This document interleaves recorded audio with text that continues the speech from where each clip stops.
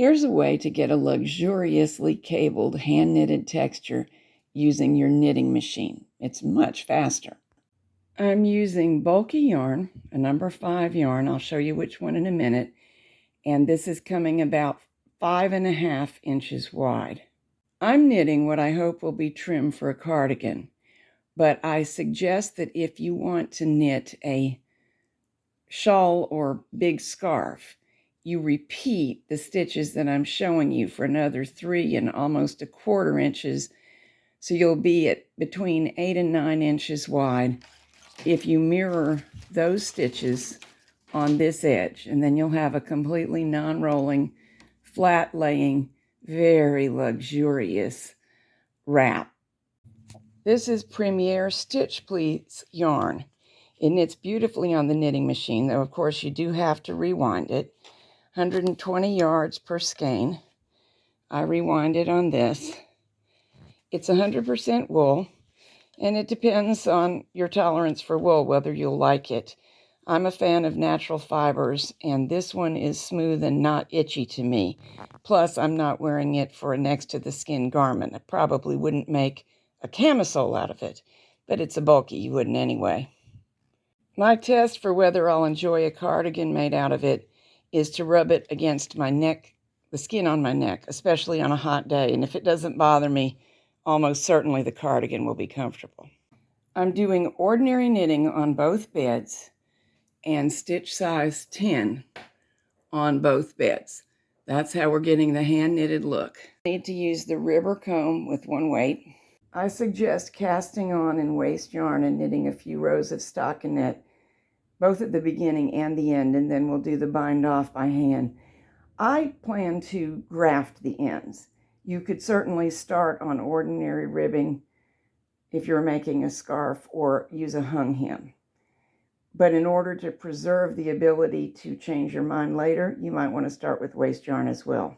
There are 29 needles in work in all. There will be more if you do the mirroring I suggested. But on my left edge, 1 on the main bed, 4 on the ribber, 6 on the main bed, 4 on the ribber, 2 on the main bed, 2 on the ribber. Now you're going to say there are not 2, there are many more. Yes, there are. 2 are going to remain on the ribber. 6 are going to go back and forth in order to create garter stitch. These 2 will always remain on the ribber. And we end with 2 on the main bed. If I were going to mirror the design, this is where the cable occurs. That's why the needles are forward, because I've just crossed one. I would leave this setup all the way over to here, the same. I would add a stitch here so that there were 2 on the main bed, one set of 2 on either side of that cable. And then I would repeat this on the left side of the work. 10 stitches, 6 of which move from bed to bed, ending with 2 on the main bed. Now that you've seen the needle set up, let's look at this again. And it'll become clear what's going on.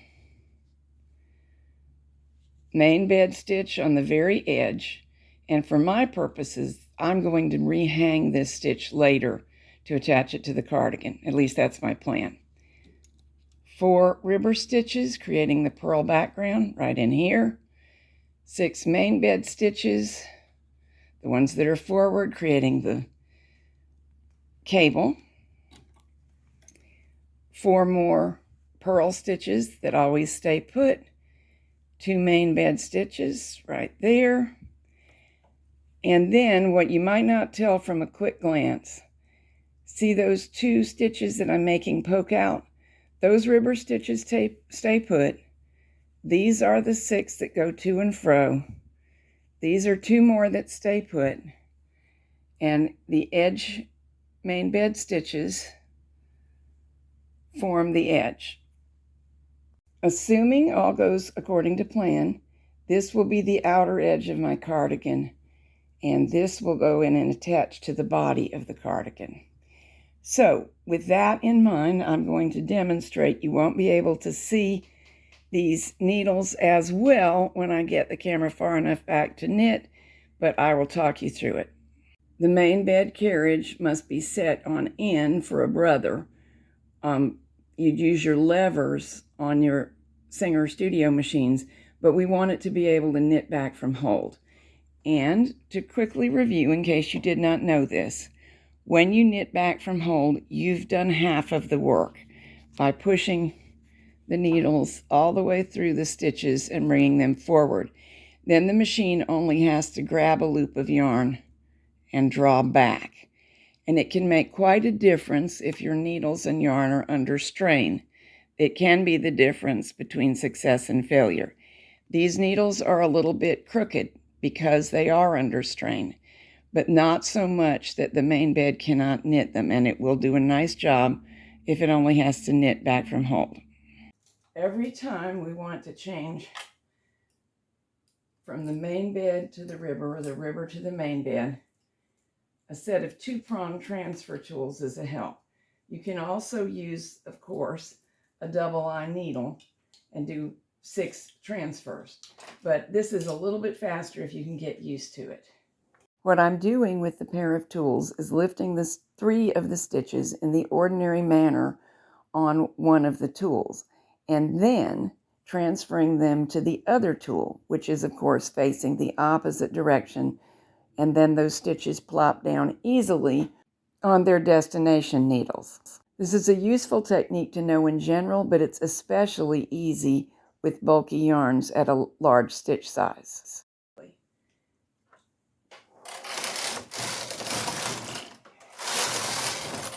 Now, every 6 rows, we cross the cable. In order to avoid confusion, I do my transfers from bed to bed first, just to get in a rhythm, and then cross the cable. And you can tell by looking at the row counter if we're on a multiple of 6, just in case you get confused. Transfer is complete.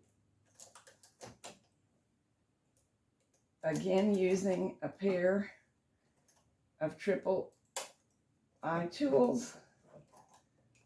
Cross either left over right or right over left, but do the same thing every time. Bring them forward and be especially careful to push any needles that were in work for those 6 stitches out of work.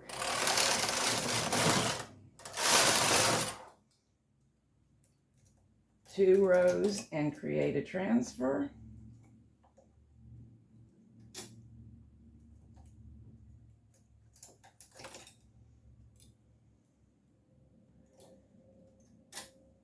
Make sure the needles are aligned and those in use previously are out of work.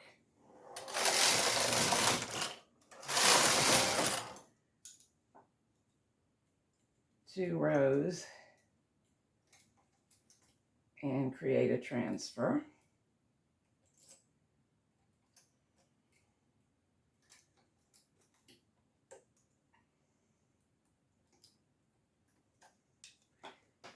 And this is row 5 and 6.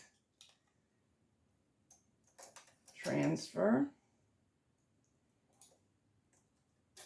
And then we'll cross the cable. Once you are set up, that's all there is to this. It's very repetitive. It's not very difficult.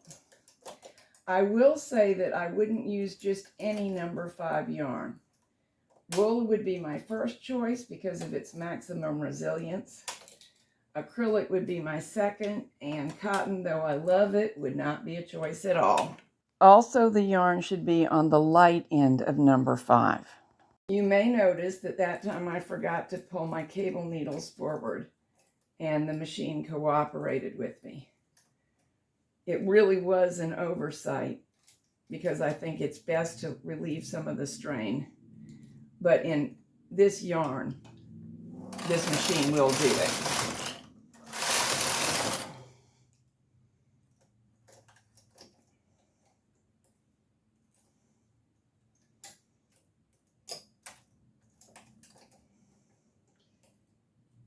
The two pitfalls I have found most frequently occur are forgetting that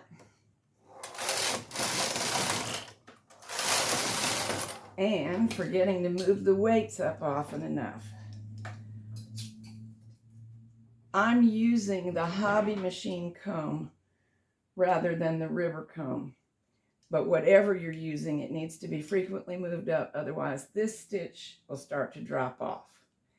Now, I lost my train of thought because of talking to you, but I'm looking at the row counter. It says 78. I know that to be a multiple of 6. So I know that this time I should transfer my stitches and then cross cables. You will find that you memorize the multiples of 6, but if that is making you nervous, go ahead and make yourself a cheat sheet and pin it up in front of yourself so you know what rows the cable crosses should be occurring upon. Needles forward and repeat. So these 6 rows repeat throughout the entire length of the project. Knit 2, transfer 6 stitches, knit 2 rows, transfer 6 stitches, knit 2 rows, transfer 6 stitches, and work a cable cross, and over again. Only these 6 stitches ever have to be moved from bed to bed. It looks a lot more complicated than it actually is to achieve because we've got a lot of knits and purls, but most of them stay where they've been all along. This is something you could have a lot of fun with. You could repeat the pattern multiple times across the entire bed and make the most luxurious blanket. Or you could just do the whole thing twice and make quite a wide shawl. So have fun with it for your winter knitting.